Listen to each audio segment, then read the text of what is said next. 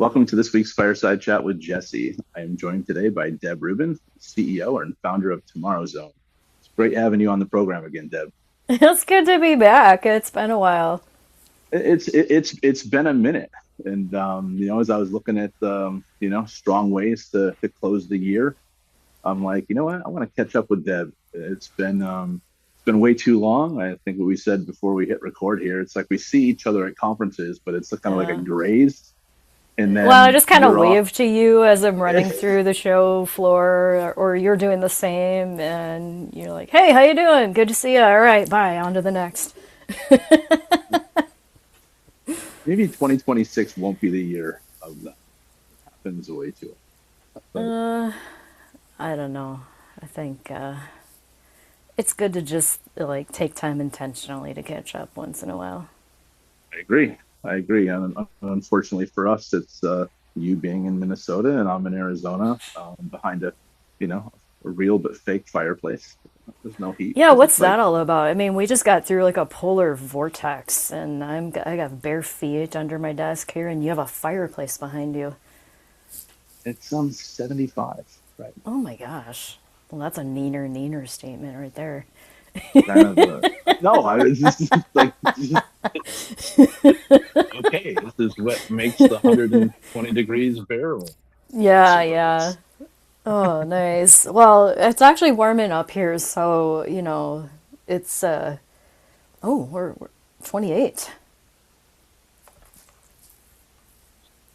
I'm going to move on from the weather comments. Absolutely, We yeah. get quite a few people Cause in Minnesota that are going to be I know, shout out to all my giving me crap. Minnesota friends. I'm right there with you. Bundle up.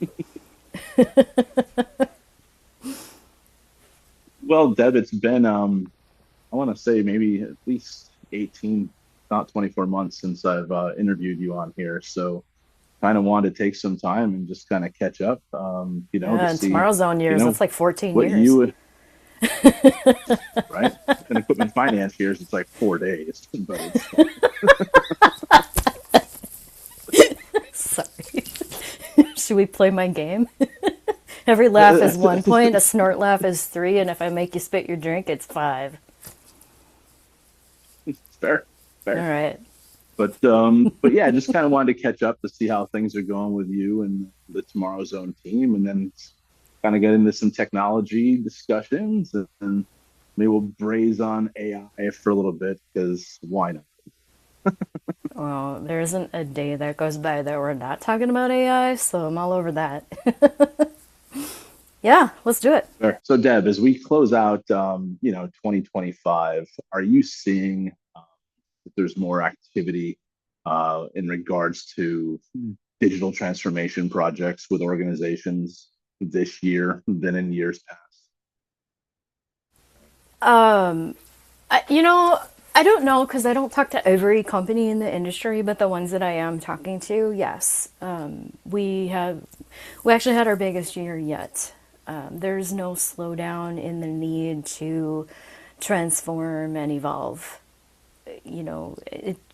Just take a look in any direction around you and you'll see like innovation isn't a nice to have, it's an imperative, and we've had industry level discussions for years about this, and I think everyone's got the message. And so now it's about how do we think about this, how do we step back and make sure that if we are committing to doing something, that we're making investments that make sense and that we're doing work that matters, because our human capital is precious, our financial capital is precious, and we need to make good decisions about how we're employing those things. And so I've seen more intensity, and I don't see that there's a slowdown in demand for, for innovation and transformation. I mean, just look at what's going on in the world. We are facing constant and continual change, and it's coming from all directions.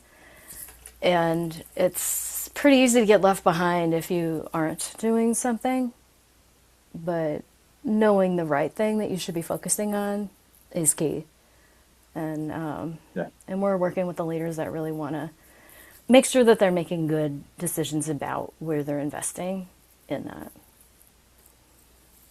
No, I mean That's a great point. I mean, I guess this is probably my third full year of kind of doing Consult Disrupt exclusively, and it's just crazy. Just people are just, I mean, selling software for 10 years and then seeing the good side of it, the challenging side of it, right? And then being able to kind of come in and do the consulting side of it, Deb, is definitely a different animal. Yeah. But I agree. I mean, that change management, right? The human capital, like some of these things, like people just been kicking it down the road forever. And I think either it's some of these legacy people in the industry are retiring and moving on. And other people are just like, we're not going to deal with status quo. We need to figure out a way to fix this. Yeah. Um, we're definitely seeing that on our side too. So you said it's a different animal from software sales. I'm curious, how is it different from your perspective?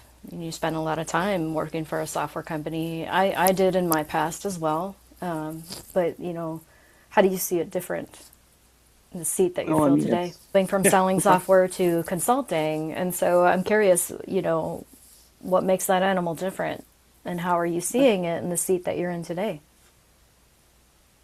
Great question, Deb. I mean, the reality is when you're selling a software, you're trying to sell like that specific solution. You're trying to drive the demand to move a technology platform. And on the consulting side, a lot of it comes into play where it's just like the grass isn't always greener on the other side. It's not what the software can do, but more importantly, what it can't do. And it's when was the last time that was an actual requirement, or was that just a box that you checked because you did it 5 years ago? I'm sure you run into that too, where it's just like, okay, yes, I've heard of that before. This is how other organizations are doing it, but why do you want to do it specifically that way? And a lot of the times it just comes down to they just don't know best practices. So it's just sitting there and asking those questions. It's like, do we really have to push this requirement forward in another platform, or is this, can we agree that maybe this is something that if it doesn't impact the majority of the business, that we can just understand it? We still have to solve for it, right? Excel or something else. But it's like, let's just not bring this albatross over to another project because we understand that's going to do uh, from a build perspective. And when you're selling it, it's one of those things where you just want to solve everyone's needs. Uh, I'm not sure if you ran into that when you were working for a software company or not, but you're more on the product side. Yeah. So you probably dealt with salespeople like me saying, stop. Yeah. It can do all the things. Yes. It doesn't have to do all the things. Well, Right, right. Well, yeah, and back when I was in software, and this is a long time ago,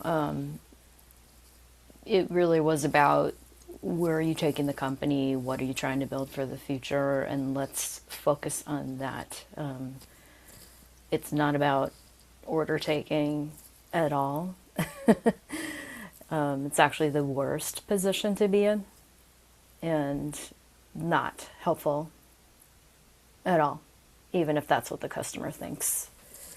I think where we see the most success is when a client is actually partnering with their software provider and consultants and doing it together. When we're talking about software, and just to be clear, often what we're talking about in equipment finance is enterprise software. It's software that's complex.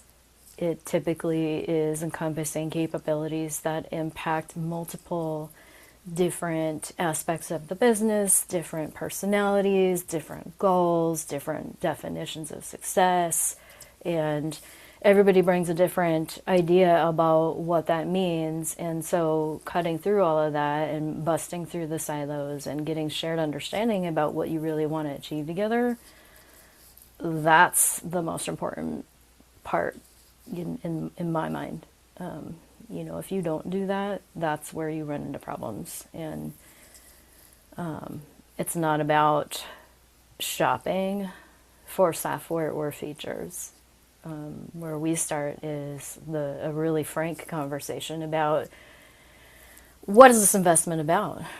Or you wanted to scale your business, or you just want to copy the past and paste it on new sexy software? Because if that's what you want to do, there's lots of consultants that will help you implement that. There's a bunch of order takers out there that will do that. Sure. You know, not our people. If you really want to think with foresight and strategy about what makes sense, it's a whole different conversation. And I think it's tough for software companies to think that way with their clients and challenge them because they're in the role of trying to sell a solution. That's completely fair. And they're just like, oh, well, yeah, we can do that. And it's just like, wait a second. Like, um, no, you shouldn't do that. Because what's that path to the next upgrade look like if you truly have to change that much behind it? And that's what I think where I see the challenge between software organization and their clients is they're just trying to, oh, no, no, we can do that, because they're fearful that somebody else is going to come across and say, oh, no, we can do that. And you get that, right? I mean, I understand some games that people can play, but your approach is refreshing in the fact that you just challenge. And it's like, why? Like, why are we doing it? Yeah. Like you mentioned the human capital side before, right? Anyone that goes through any of these conversions, anything like that's a disruption to your human capital. So it's the frank conversation that you had, right? Where it's what is the why behind it? What is the driving force? Yeah. Well, and it's one thing to know that as a software buyer, it's another thing entirely to get shared understanding with a cross functional team, each having different perspectives and expertise and opinions about, what's what, speaking the same language and sharing the same vision. And I think, a lot of times most projects move on under the illusion that alignment has happened, and often it hasn't. Whenever we're brought in to help rescue a project or help reset a project to get it on track, the first thing I find is that derailed right before kickoff. Probably. I mean, it's the I'm not blaming Most often. I'm not blaming the pre-sales process, right? Naturally, in any pre-sales environment, you're with the product team as well, in demoing functionality that may or may not be fully there, right? But it's that handoff of the full expectations, or if someone says, well, it would be nice, like all that stuff has to be documented. Because if someone says it will be nice, that means that they want it. They have the expectation that it can do it. Well, I think one And of the challenges is communication. A lot of these things, people think, oh, these projects go off the rails so often. Why? It's the technology. It's not. There are a lot of great systems that are available on the market today, and a lot of them are very similar, frankly. you know, I have designed and built them myself. I know, there's under the hood, you're going to find a lot of the same things. You're going to find differentiators on the technology level for sure. But the biggest challenge is the human side of it, getting the communication right, understanding the difference between an idea and a commitment is a really good place to start.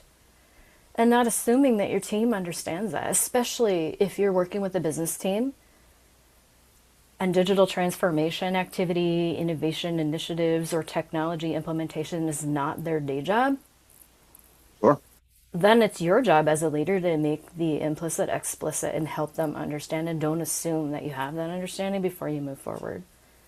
And I think that's where a lot of folks are missing it. And it causes a lot of unnecessary trauma for people that are, at the kickoff, pretty excited about making an awesome change. And then reality hits really fast. And then you're yeah, I burning mean, these people software out. providers, and then the finger pointing always starts, right? Where it's, oh, the software didn't Yeah. do this, didn't do that. And it's the software companies aren't going in knowingly trying to be like, oh, we got you. No, it's the kickoff, it's the success. How do we get this going? And that's where I think bringing in a tomorrow zone on the onset of like the requirements gathering, is you're basically there the entire time, And when you see things starting to go a little sideways, you can be like, no, that's not what we talked about. We agreed upon doing Well, it this way.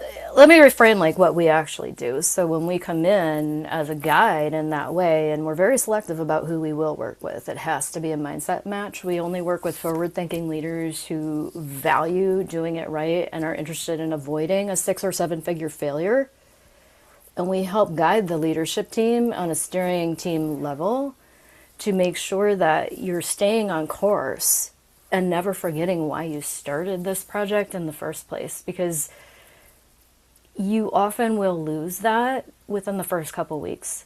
As soon as you start to get into the details and you start to bring more people into the project, you lose the vision. You start to have vision drift, decision drift, and then you start to see the slowdowns and you start to see the turmoil happening pretty fast. And it's not because anybody means to do that. And it's not because your people are bad, and it's not because your software vendor is bad. It's because you've never done this before together.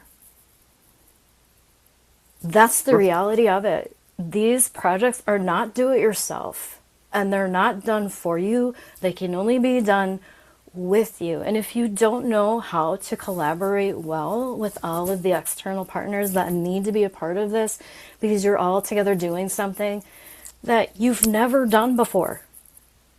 Even if you've experienced something similar in another company, you've never done it before in this context, in this day and time, and with this technology at the version that it's at. It's always a discovery. It's always a new collaboration, and you have to treat it that way, and you can't assume alignment. You have to work continuously to maintain it. No, that's a good point, right? I mean, what, more than 60% of any project falls on the actual company that's implementing it, not the software company? Yeah, BCG and McKinsey have done studies on this, and I've dove into those myself because I was curious. Is this just a speaking, soundbite? And then they say 70, and some are saying 80% now Oh, 80. Okay. of Okay. digital transformation projects fail to deliver the value that they intended. And I was curious about that because I've seen a lot of failures, but I've also seen a lot of successes. I used to run the ELFA Innovation Award Program back in the day. I saw a lot of successful projects come through. I've always been curious about what does it take to succeed. I know what it takes to fail. I have failed before in my past. I've learned the hard way. And I am also passionate about helping people avoid doing that. And so because there's a huge cost to those failures, and it's not just to your budget, but there's a human toll that happens as well. And so, when I dug into that and I looked at it, and what I found is the majority of those projects that failed to deliver their intended value, they started before they were ready. Interesting. That's what came out in the research. And also, I wonder in that research where if people tried to force something, where it's like, we're going live in 6 months, and it's like, what? Yeah, you might go live, but are you going to get the ROI out of that decision? Because, a system that's not adopted, a system that people work around because it sucks, because they weren't ready, you're not going to get an ROI. But you can say you went live, and you definitely can show progress on a slide in a PowerPoint presentation. But, are you really getting business value? And that's where, we want to work with people that want to be honest about those things. And you mentioned something there where it's like, you're very particular on who you work with. And that's something that I'm learning more kind of in this, where it's just, I'm just going to say, you can pretty much tell if someone's going to be a pain in the ass, or are they going to listen? Or like you said, or like no one wants to be an order taker, because then you can't be successful in what you're looking to achieve, because they don't know, clients don't know what you know. Yeah. Well, I mean, my book starts out with the phrase, "We didn't know what we didn't know." Okay. That's the most expensive statement in digital transformation. Right. We didn't know what we didn't know. Is this a good transition into the book? Sure. Yeah. All right. By the way, I'm writing a book. All right. let's talk about the book. I saw the title when you put it on there. And you have to Yeah, forgive me. So let's dig into the book, the title, what it's going to be about. And, yeah. sure. So I am in the process of writing a book. I started working on it. I've been writing content for it for years. I've had this like in my mind for a long time, but I started messing around with it in January, and then I fully committed in June. I was off site at a executive retreat and realized, you know what, I need to just do this and get it out of my head. So Enter the Tomorrow Zone is Okay. the name of the book, Okay. and I did share the covers that we were considering. We have nailed down a cover, so I'll be sharing that soon. So it's getting exciting. It's getting real. So Enter the Tomorrow Zone is all about the mindset shifts that are necessary for transformation that sticks, and it's really written for leaders who are ready to get away from tech first driven transformation and are ready to really think different about what it takes to not only thrive through transformational initiatives, but to build a capability so that you can continue to evolve. You know, I set out to do this because I know and I have experienced the pain of a failed transformational initiative back when I worked for a leasing company a long time ago. And I never want anybody to experience what I went through. But I am still seeing people experience that today. And it doesn't have to be that way. And, you know, Tomorrow Zone is all about thinking different about technology innovation in the future so that we can affect the actions that we take and the decisions that we make now. And when I look at where things are going, when I look at what's going on around us, you talked about AI earlier, and, you know, that's not going away. It's going to bring a lot of change. We need to get good at this because the need for transformation isn't going away. We just talked about this. It's increasing.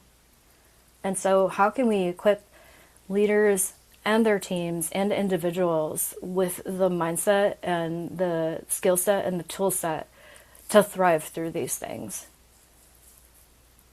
No, So absolutely. And then anyway, how do you make it so it's not overwhelming where people just think it's too much of a big task and it's like, oh, we'll never get there. It's like, no, yeah. no meaningful change happens overnight. Let's figure out a path to get to where you be. Yeah. Yeah. And what are the things that we need to do to really empower people to be ready for that? You know, how can we be part of the 30% of these initiatives that succeed and continue No, to it's perfect. succeed? Absolutely. And I'm sure there's no perfect formula for success, but eventually there eventually there will be. I don't know of any perfect formula because, you know, even though, you know, you could have many different companies implementing the same software, every context is different. Every composition of team members is different. The goals are, they might be similar in nature, but they're different in meaning to each company. And so having a set of guiding principles and mindsets and tool sets to help you get through that can traverse all of the different contexts that you might run into across different companies. That's what the Tomorrow Zone system that I write about in the book, that's what it's all about. It's not linear. I think that's the big myth, is that there's some linear approach to this. Unfortunately, innovation is messy, and you have to prepare people to be ready to go through the messy middle. Because when you do, and then when things get hard, like the things that you were talking about earlier, when you're talking about, you know, oh, somebody really passionately wants to customize this piece of the software, but, you know, 90% of the people in the room know that that makes no sense at all, and we don't really want to rebuild the past, but nobody speaks up. That's a sign of a team that's not ready. you haven't done the work up front to prepare and empower this team to go through what it really takes to succeed through that messy middle. You don't have psychological safety, and that's not just a fluffy buzzword term. There are actual things that you can do and ways that you can lead and facilitate that actually build that type of environment so that your team is open and collaborating well, not just within the client that's implementing, but along with your partners, whether it's your consultants like your team or your software providers or integrators. To do these complex initiatives, it takes so many different types of expertise and personalities and perspectives. There's no one person who knows everything about everything to get this done. And so if you don't have a team that's prepared to collaborate well through that messy stuff, it's going to be really difficult and sometimes traumatic going through it. 100%. I mean, change management's real, and people need to understand where it's not all sunshine and rainbows in any whatever transformation or technology upgrade or anything. So you're gonna have to, what is the phrase? Embrace the suck at some point, and then figure out a way to work around it. Yeah. As fast as you can. So Deb, AI, you mentioned it kind of earlier, right? I mean, every day we hear it. I'm sure you and your team are leveraging it. I know we use it on a frequent basis, more for like statements of work. I think it helps out when it comes to some of that paperwork. But we have clients that are asking for it all the time. Where it's like, oh, how can we leverage AI? It's like you have all these different people that are like, oh, we need to do this, we need to do that, and it's just like, look, we just got DocuSign less than 5 years ago. Okay, can we tamper expectations a little bit here? AI is a funny topic. Yeah. So I think that's a funny question, first of all. How should we leverage AI? So I started leveraging AI in 2016 experimentally.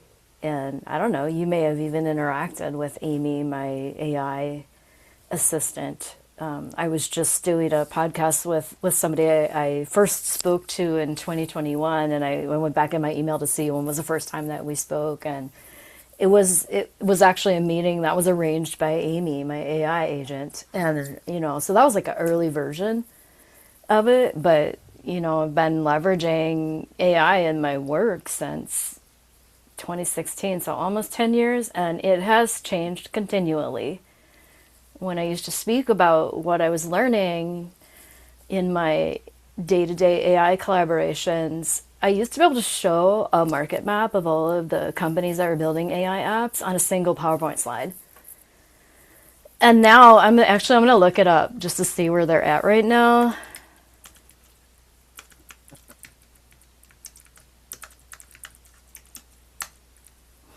So there's a website, TAAFT. It's there's an AI for that.com, because you can't show all of the companies that are building AI apps on a single PowerPoint slide anymore. The count today, and I've been tracking this for years, the count today is over 43,000 AI apps. So I think it's a really funny question, how are we going to leverage AI? I don't wake up in the morning and go, how am I going to leverage electricity today?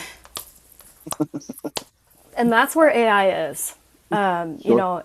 It's a branch of computer science, and it enables machines to mimic human capabilities, give us all sorts of new capabilities in our work. It definitely, with generative AI and the new large language models that are available to the general public, like ChatGPT or Gemini or Claude or Perplexity, we use all of those. It definitely can amplify the work that you're doing. It can serve as a thought partner. It can help you see patterns in large sets of data. I mean, there's so many capabilities. A better question is not how can we leverage AI, but what kind of company can we become because of AI? Mm. That changes the game. Possibility thinking. What's possible now because we have access to this type of capability? What are the other capabilities that we could explore? And knowing what those capabilities are, where are the areas in our business where we have problems or bottlenecks or slowdowns or challenges that would actually be valuable from a bottom line perspective to solve. And now let's connect the dots between where we have problems that would be valuable to solve or opportunities that would be valuable to capture.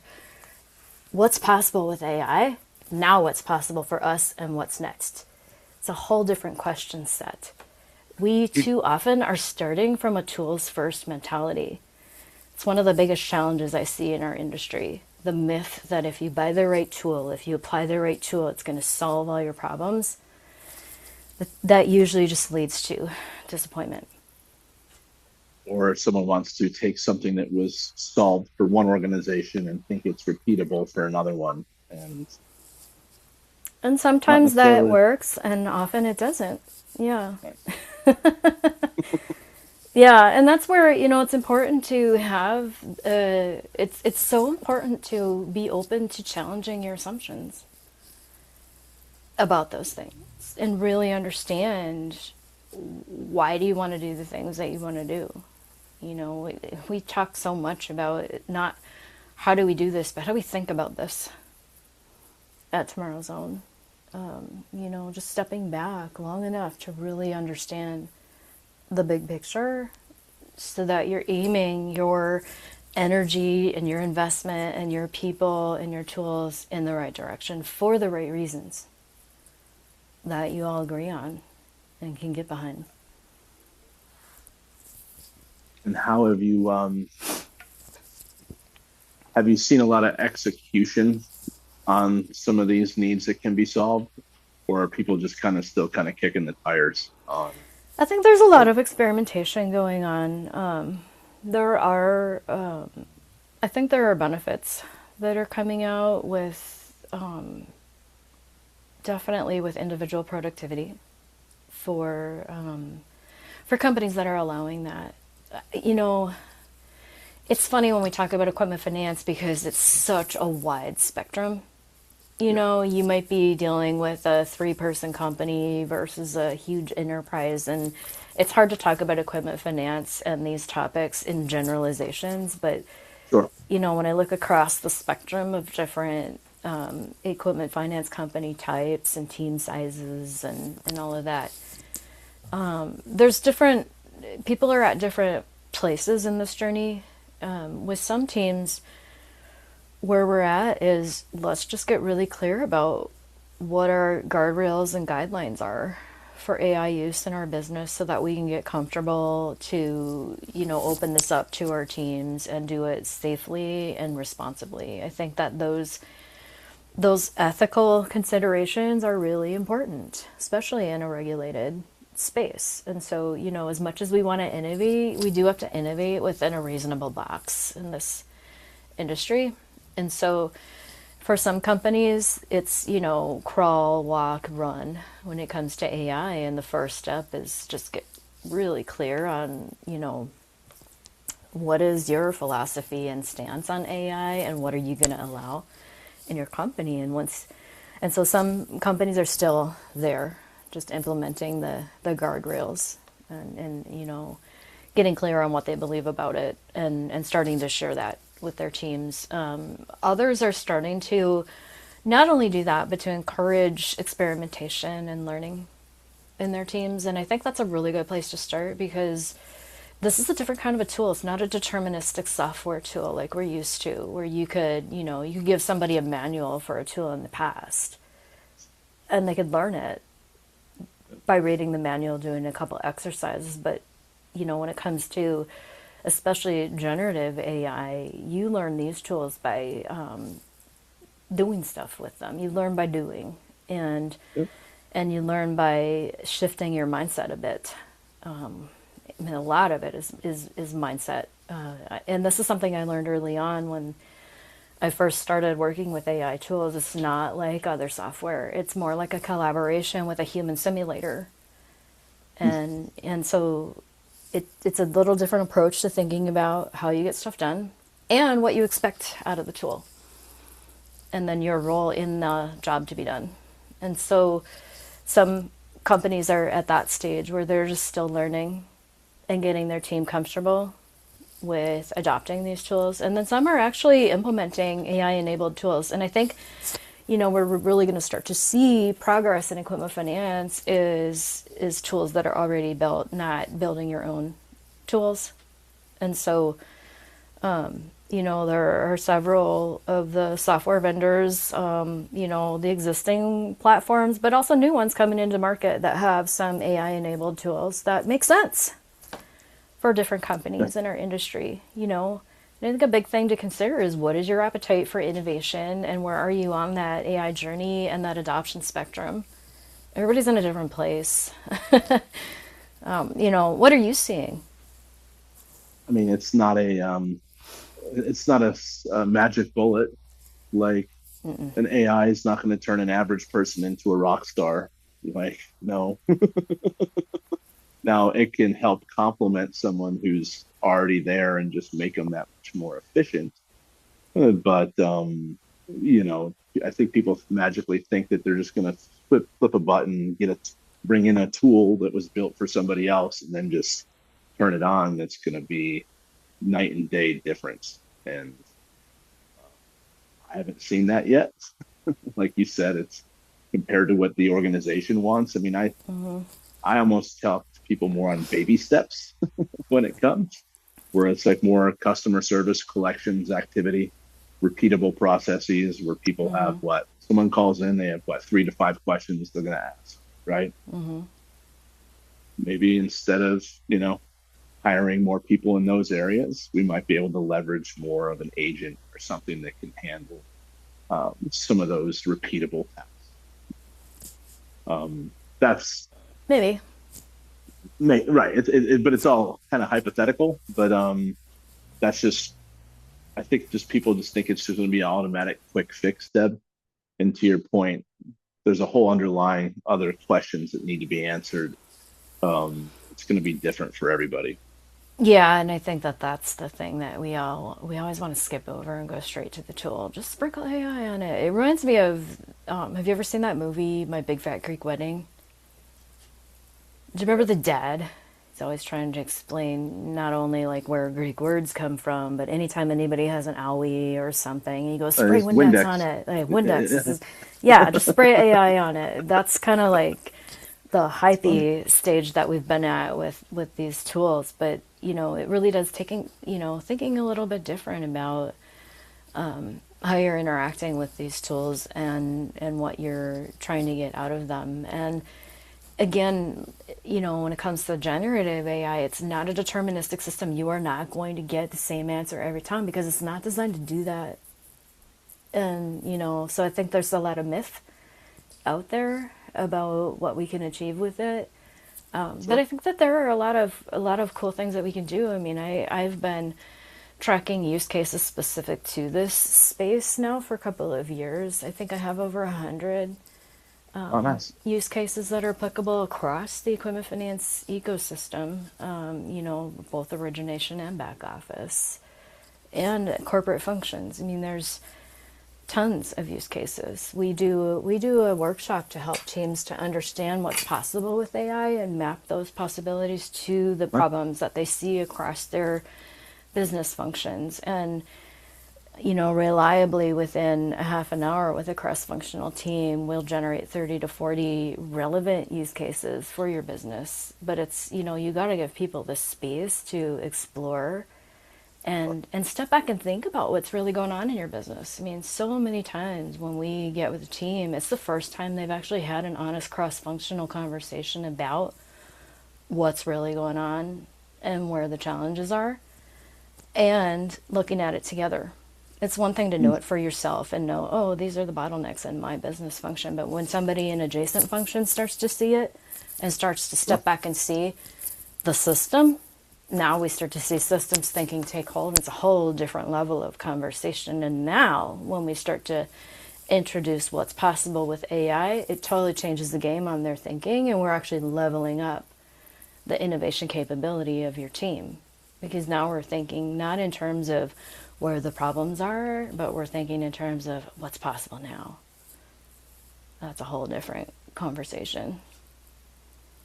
And And it's especially way how more fast, fun. well, and how fast things change, right? Um, you got your finger on the pulse way more than I do in regards to some of that stuff. And it's like, okay, am I really going to build this whole function around something? And who knows what it's going to be like in a couple weeks, you know? Yeah, that's why actually one of our focuses is on really understanding so that we can design things that stand the test of time. I've done that numerous times in my career.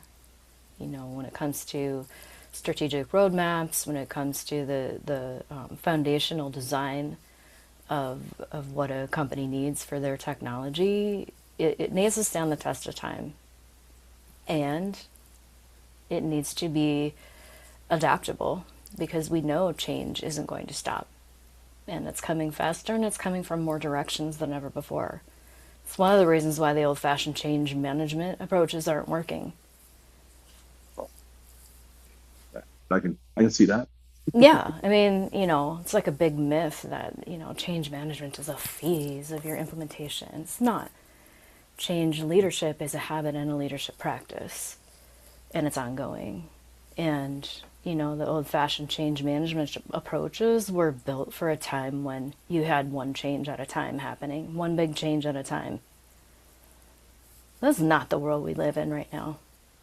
No, It's not. definitely not. That's why we need Sometimes to, it's, build and empower teams to be able to take on this new world of constant change. well, I know I only have you for a few more minutes, Deb. So I guess looking into 2026, um, anything new on the horizon that we haven't heard of that might be coming our way? Well, TomorrowZone, we're always cooking up something. So we're really deep into developing our IP. So you'll hear more about that next year. We're releasing a book in the first quarter of 2026. So Okay. excited about that. We've we've got a lot of momentum in our podcast show, so we're excited about continuing that. We've got some interesting series planned for next Okay. year, and so Cool. we're having a lot of fun with that. We're right now we're doing a series on AI adoption. So I've been interviewing leaders from within our industry, but also outside of our industry, to see what can we learn from how different leaders from different walks of life are approaching AI adoption. Because, like I mentioned earlier, I mean, everybody's at a different place in the journey. Everybody's coming from a different context, and so I think it's insightful to hear how other leaders are handling it. So that's some of what's ahead. Yeah. Excellent. What about you? Oh, I'm curious. What do you have coming for 2026, and what are you excited about? Um, I mean, next year will be our fourth full year for EF Cares. So excited for that. We'll be in your backyard in September. Oh, We good. just locked down that date, so we'll be there September 10th at Channel again. Okay. So we'll make sure we pencil that I'm off. writing that down so that I can make sure I'm around. Yeah, yeah. I mean, it with ops and tech now being innovation, and like I think we freed up the first couple of weeks in September. Of course, we'll just slam it in there because why not, right? But no, I mean it's we doubled our team this year, and there's a lot of opportunity out there, Yeah. for some of the work that we're doing. So it's going to be another good year, right? You just sit there sometimes and be like, okay, how do you how do you successfully continue to do what you're doing? I'm sure this is stuff you've already come across, right? But make sure that nothing falls through the cracks while you continue to do so. Oh, Um, that's yeah. That's the That's it's the biggest every it's the biggest thing that entrepreneurial journey.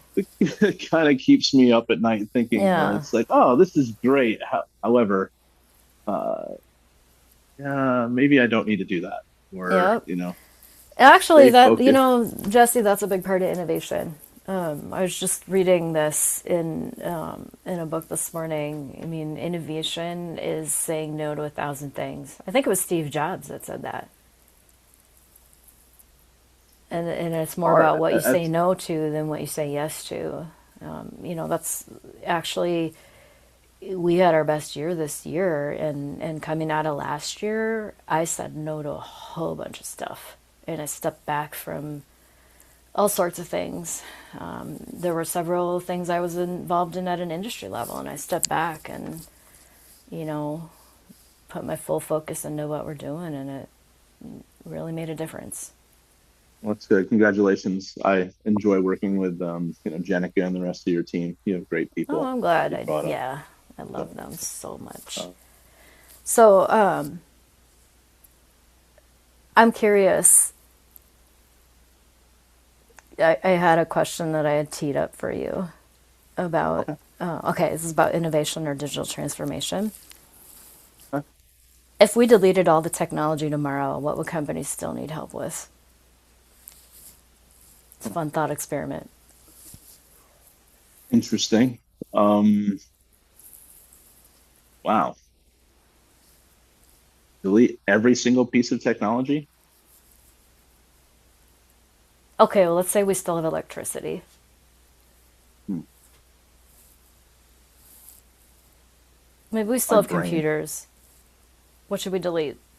We'll delete. What if we I mean, deleted AI?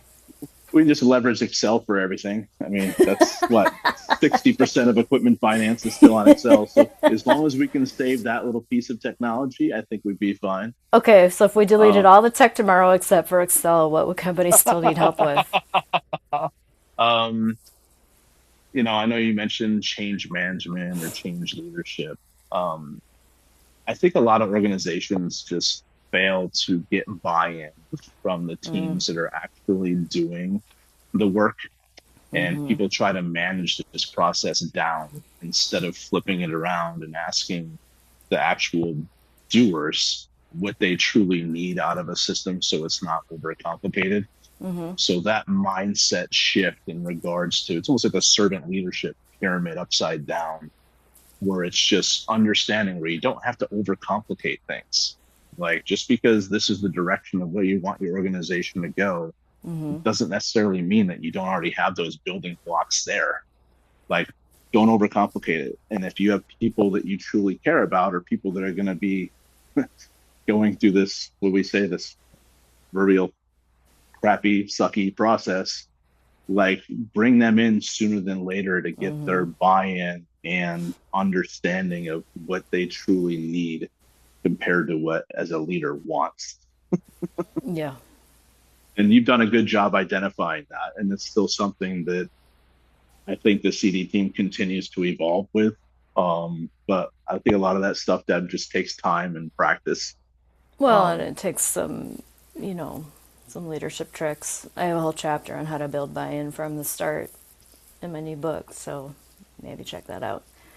But yeah, I think I'm it's interesting patiently though waiting. that if we delete all the tech, we still get back to the human side. Yeah, I mean, there's still people that have to execute on. I mean, even if it's done with just paper, right? Paper, Mm-hmm. pencils. It's like, okay, well, how's that process going to go? And it's, humans are resilient people. They'll figure out a way to get things done, whether there's technology or not. But it's Yeah, just, how are we managing that process effectively? yeah. It's a fun thought experiment. Thanks for playing. It's deer in the headlights there for a little bit. Like, wait, what? Awesome. Well, Jesse, thank you so much for having me on your show. Yeah, no, Deb, it's always great seeing you. Congratulations on all the success of 2025.